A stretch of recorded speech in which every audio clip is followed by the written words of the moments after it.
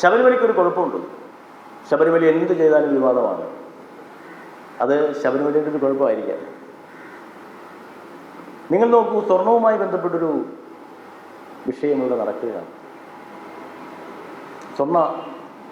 ശ്രീകോവിലിൻ്റെ മുന്നിൽ 2 ദ്വാരപാലകരുടെ ഉണ്ടായിരുന്നു.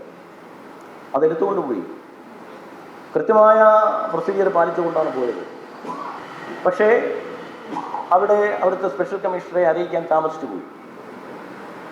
അത് വലിയ വിഷയമായി. വന്ന വാർത്ത എന്തെന്നറിയാമോ?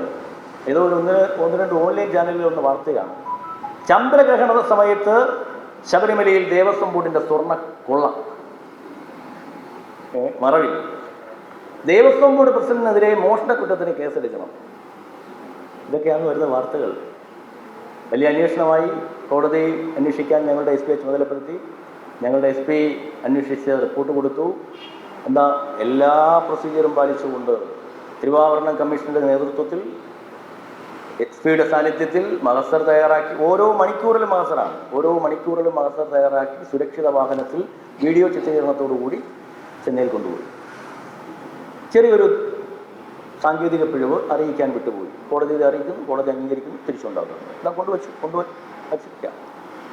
ഇനി കോടതിയുടെ ഒരു പെർമിഷനൊക്കെ വാങ്ങി താന്ത്രികപരമായ കാര്യങ്ങളിൽ തന്ത്രിയുടെ അനുവാദമൊക്കെയായി ശുദ്ധിക്രിയ നടത്തി ഞങ്ങളവിടെ സമർപ്പിക്കും.